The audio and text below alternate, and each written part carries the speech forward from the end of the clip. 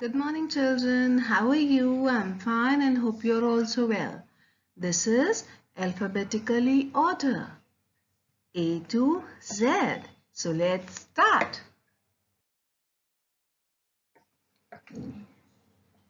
So, children, you must have learned what is A to Z.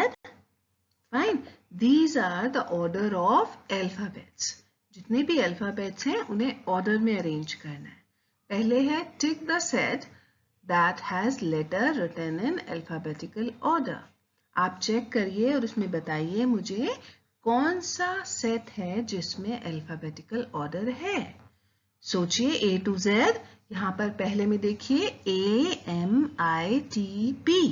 आप सोचिए पहले A है, फिर M है, फिर उससे पहले I आ गया, फिर T आ गया, फिर P आ गया उससे पहले. इसका मतलब this is wrong. Next FGPALD.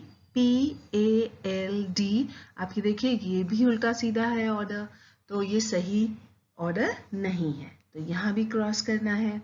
Then GHIJKLMNOPQ यानी ये सही है. That means this is correct.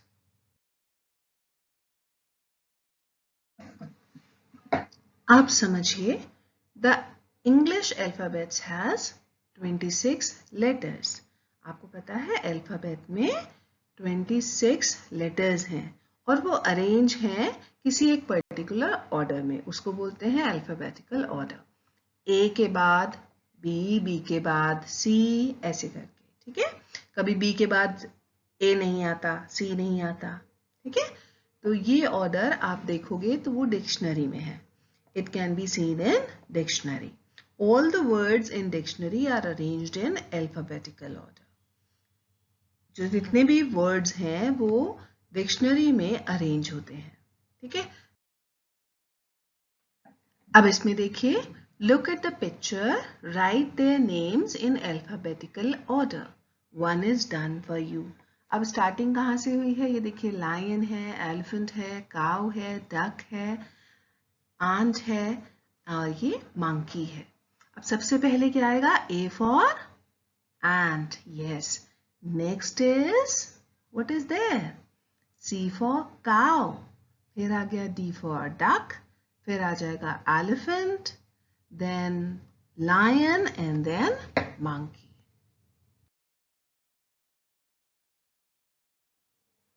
Children, this is a worksheet related with alphabetical order. Rewrite the following days in alphabetical order. आप देखिए इसे अरेंज करना है और व्हाट्सएप भेजना है. Thank you. अब इम्पोर्टेंट पॉइंट टू रिमेंबर, याद रखने के लिए कि जितने भी लेटर्स हैं इंग्लिश अल्फ़ाबेट में वो किसी एक अरेंज में होता है, उसको बोलते हैं अल्फ़ाबेटिकल ऑर्डर. और जितने भी वर्ड्स हैं डिक्शनरी में वो अल्फ़ाबेटिकल ऑर्डर में अरेंज होते हैं. सो बच्चों, अब आपको समझ आ गया अल्फ़ाबेटिकल ऑर्डर क्या है. अब आपकी इंग्लिश की बुक है corner stones, grammar and composition skills. ठीक है. उसमें आप देखिए पहला यूनिट आपका अल्फ़ाबेटिकल ऑर्डर से रिलेटेड है. अब आप उसे कंप्लीट करिए और मुझे व्हाट्सएप में भेजिए.